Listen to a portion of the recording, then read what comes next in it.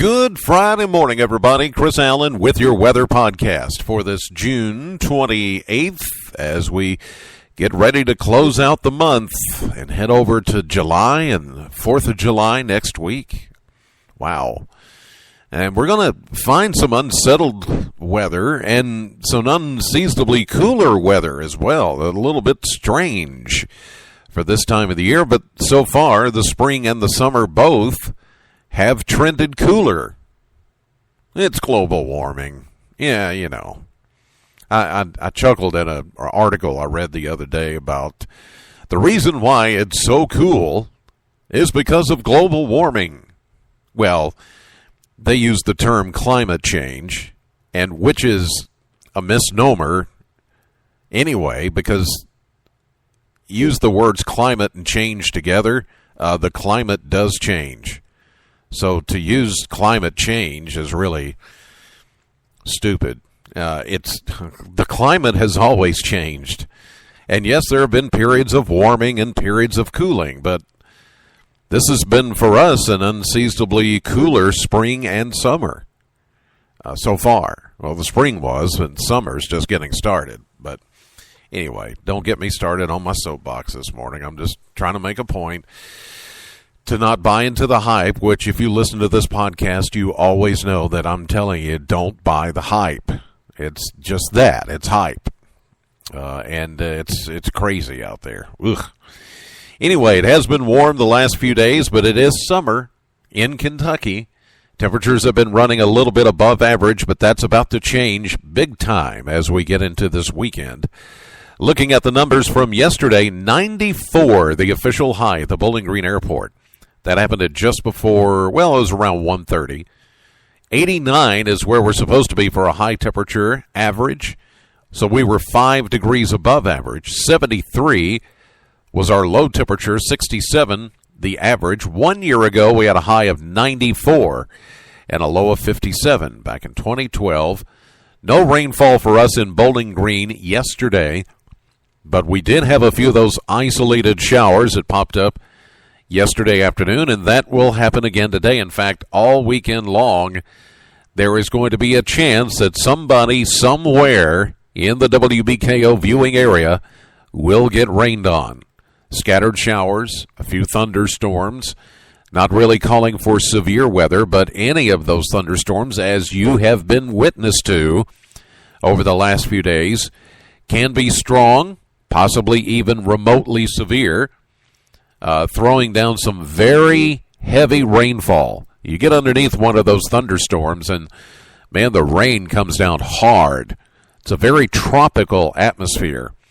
But this morning, it is feeling a little bit better. When I was on my way into work this morning, I noticed that there's not as much mugginess to the air. And that's because the first in a series of disturbances has passed to our south and east, a weak cold front.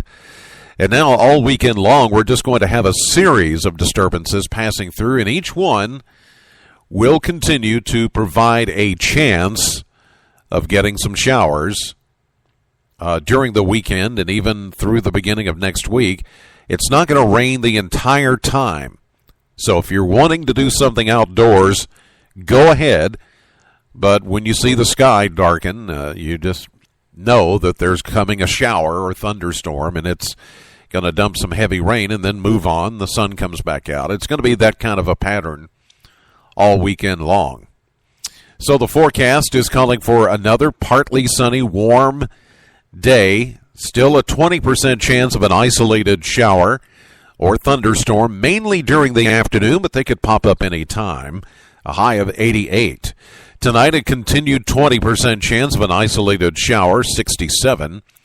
For Saturday, partly sunny, not quite as warm or humid, but we're going to put in a 40% chance of a scattered shower or thunderstorm, and a high of 83 and a northwest wind. But that's not the best part.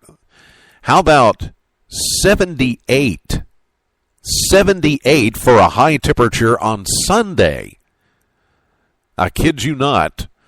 Northwest wind flow here continues, and we have the troughiness over the eastern United States, while the western United States gets the big high-pressure ridge, which is as a heat dome. It's almost a flip-flop of last year.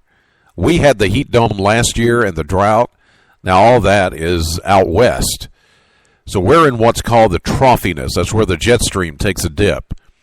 And it's right over this part of the country. So for Sunday, a 50% chance of showers and thunderstorms, otherwise mostly cloudy. Cooler. I can't believe, for the last day of June, I'm saying the word cooler. But here we go with a high of 78. Monday, the first day of July, 50% chance of showers and a high around 80.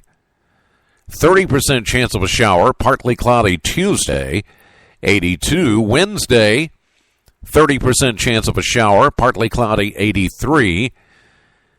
And then the outlook for Thursday, the 4th of July, partly sunny, a 30% chance of a shower, and 85. No more saying hotter than the 4th of July around here, at least this year.